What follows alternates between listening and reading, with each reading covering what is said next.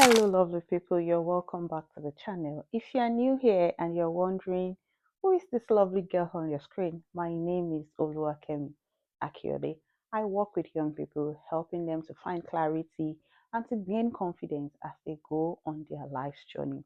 I also share empowering tips that help parents to build healthy family connection. On this channel, I talk about all things that are related to family life, parenting, adulting, growing up, faith, and share tips that help us to achieve success in life. If any of that sounds like something that may interest you, please do well to subscribe to this channel, and I promise you it will be worth your time. Thank you. Mm. Today's video is something that I feel like is really important, and like we don't talk about it enough. A lot of times when we talk about parenting, it just feels like I've heard parents say to me that, oh, all of you coaches, all of you counselors, you're always blaming the parent for everything that a child does. And how do you expect us to be 100% perfect when we have to work, we have to pay the bills, we have to do things to give these children the life that they deserve? And honestly, I get it. Trying to balance it all, trying to work, trying to do things for ourselves, and also wanting to be there for our children can sometimes feel like a lot. So, today I just want to talk about tips that can help us to find balance in the midst of all of this. As a working parent, as a parent who runs a business, as a parent who has a ministry, whatever it is that you're doing outside of your parenting, I want you to know that what is more important is to find balance. Of course, as parents, we have to work. That is how we have to do things. That is how we are able to pay the bills and then give our children the comfort that they desire or that we can afford. Maybe I should say that we can afford. The first on my list today is to create a weekly reading. A weekly reading, not a perfect schedule or not something that like has to be rigid. Of course, it's you have to be flexible with it, but the point is make sure that every week you create time for things you can do together with your child or maybe as a family. It could even be things like having breakfast together. Just make sure that every week you are able to do things together with your child. It could be maybe movie night in the house or something.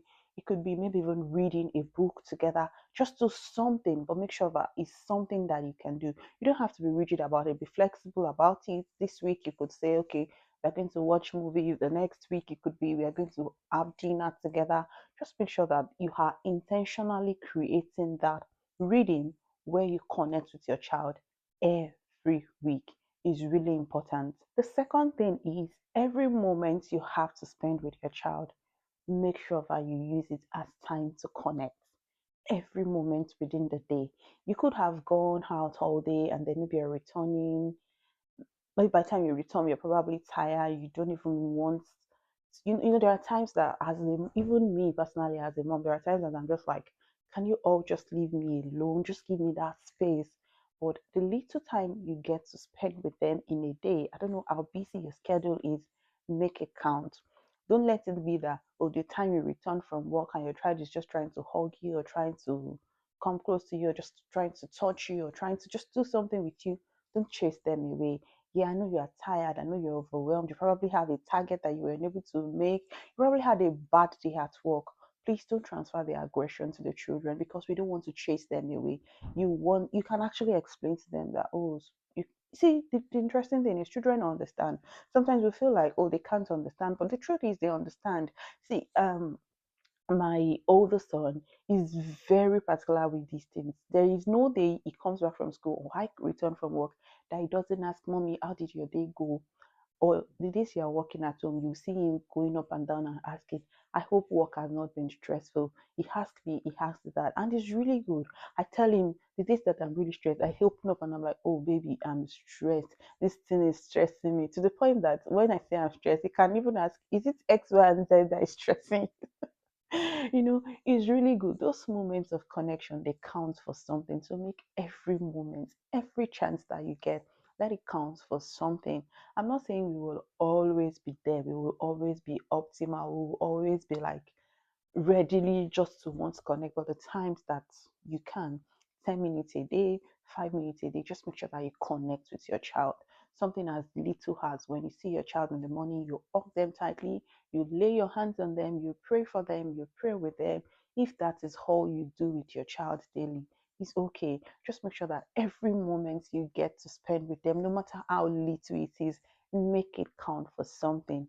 One good way you can also build this connection is ensure you make regular eye contact with your child when you are talking to them, when you're asking them. If you get the chance to ask them about how their day went beautiful, how did school go today, or was something exciting that happened at school today, what did you enjoy the most about your holiday today, those things, but make sure that you are connecting. The third thing is you need to stop saying yes to everything. You don't have to say yes to everything, and that's okay. Honestly, because I sometimes feel like we take on too much and then we are overwhelmed and we don't even have time for ourselves, talk less of connecting with our children. It's okay to say, I'm sorry, I can't do that today, or can I attend to that next week? I need to spend the weekend with my children. Please stop saying yes to everything. If your friends are inviting you out and you realize that, oh, this week you already have plans with your family, sometimes not even necessarily because you've had plans, but stop saying yes to everything. Just learn to say no and prioritize spending time with your family. Prioritize spending time with yourself. Prioritize your me time. You don't have to be everywhere. You don't see, the truth is when it even comes to work, work does not finish. And God forbid bad thing. If anything happens to you, the job will continue. The job will continue. It's just a matter of weeks or months they would find a replacement for you. So please stop saying yes to everything. Don't be that person that everyone knows, oh, if I ask this person, they will definitely be happy to step in for me. Stop saying yes to everything. Learn to define boundaries, even with work, even with your friends, even with children. We talk about creating boundaries for children.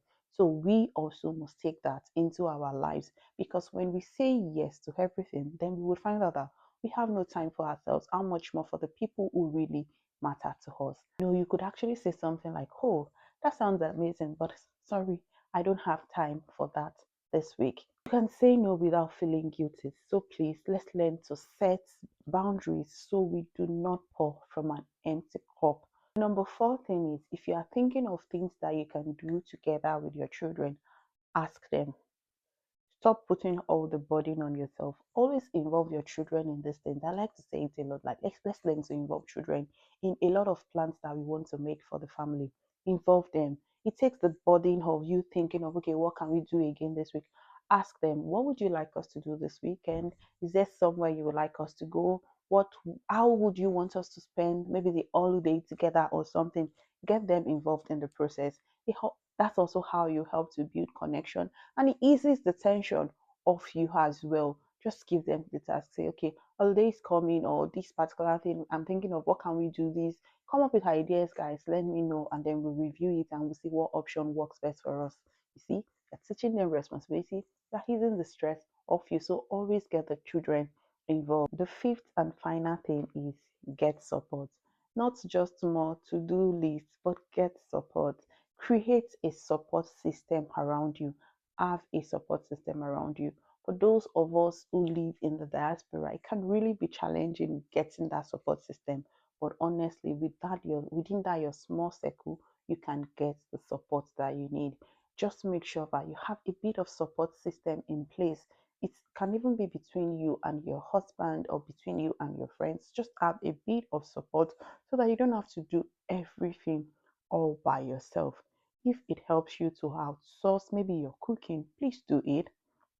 If you can afford it, please do it. It eases the stress of you. If you can afford to get and help, please do it. If you can afford to get people to come in, do the chores for you, please do it. It gives you time off things. I laugh when I remember that some time ago I used to say, no, I'm not going to have a house help. I'm going to be the superwoman to do everything myself. Now I'm like, what was I thinking? I must have been high on some things. Because honestly, growing up, we actually had help in my house. So I don't know where I got that idea that no, I don't want any. I'm sure it must be African magic because you think once you get house help, the idea, their goal is to come and take your husband. I mean, of course, I had help when I had the chance to. I got help as much as I could. I didn't have to do everything myself. I outsourced where I could outsource. So please, if you can outsource, whether as a father or even as a mom, please outsource where you can. Get support. That's the point. Get support.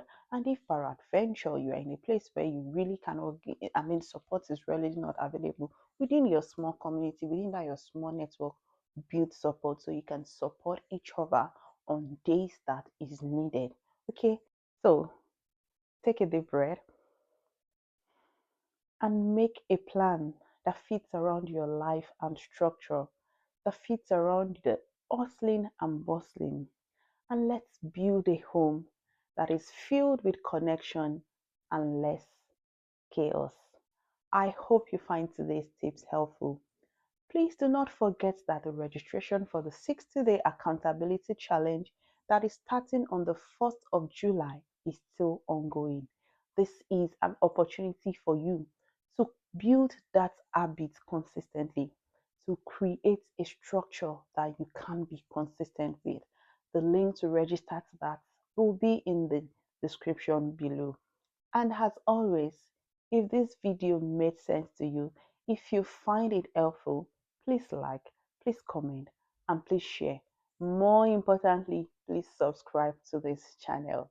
Until I come your way again, keep winning.